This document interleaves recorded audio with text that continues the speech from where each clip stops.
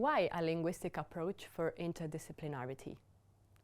In everyday life, the natural language is the most important semiotic code we use to communicate, and the first we acquire at the very beginning of our life. As experts or students, our disciplinary and interdisciplinary experiences also occur, and for the most, through language. They are linguistic experiences, and as such they must be considered. When we talk about the language of science, we are referring to a particular variety or register of a natural language that differs from the common language and others varieties for at least 3 features. 1. It is spoken and written by a specific community, that is, the scientific community. 2. It has a specific vocabulary, technical terms. 3. It prefers some syntactic constructions among all those that are possible in a language system. For example, passive form over the active one, or nominalization. The register is shared by all members of a scientific community. Being competent in it means being recognized as a part of the community. It is so a matter of identity. In fact, when a text doesn't respect the scientific community's standards, one might say, it is not a scientific text. It is not a product of the scientific community. Given these general features that might apply for every scientific community, each scientific field has its own specific characteristics, especially in using a different lexicon. For example, kinematics is a physician term, while Cartesian plane is mathematical and programming languages is for computer science. The linguistic choices made for describing scientific content affect the representation of the discipline itself and consequently affect its comprehension. For example, on the lexicon level, choosing verbs or nouns can make the difference in describing what a discipline does.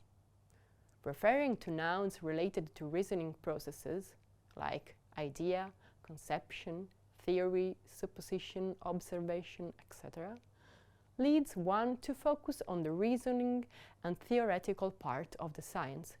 Instead, using verbs of the procedure, like measure, apply, substitute, calculate, etc., could give the reader the image of a discipline as a to-do list. In this latter case, it will be focused on the operational part. Also, on the syntactic level, the preference for the subordination structure without connectives or coordination and juxtaposition makes the logical relations between the clauses and their content implicit. The same negation can be problematic and create some ambiguities. Saying or writing, for example, not all the balls in the urine are red, or none of the balls in the urine aren't red, gives 2 very different representations of the fact described. In texts addressed to experts, some choices are justified and possible, since they are aware of the scientific methods and experimentation, and there is no need to explain them. However, the same choices may become a risk of misunderstanding when the texts are addressed to non-experts. In contexts such as school or dissemination, the receivers don't necessarily share the scientific language variety, don't have the same knowledge, and thus don't have the same scientific field representation that the expert speaker or writer has. In this case, the experts must take into account the linguistic and knowledge gap between them and their addressees, so that they can fill it with explicit information needed to enable the latter to adequately understand the message, and, in doing so, acquire new scientific knowledge. However, this is not always the case. Often, senders leave much of the information implicit, since it is taken for granted or considered easily reconstructible from the context by receivers. Also, scientific terms may not be defined, remaining sometimes unclear to the receivers.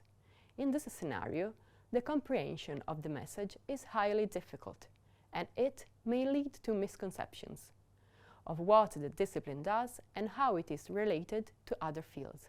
It offers tools to observe textual, syntactical, and lexicon structures, giving the lens to evaluate the potentialities and criticalities of scientific languages usage.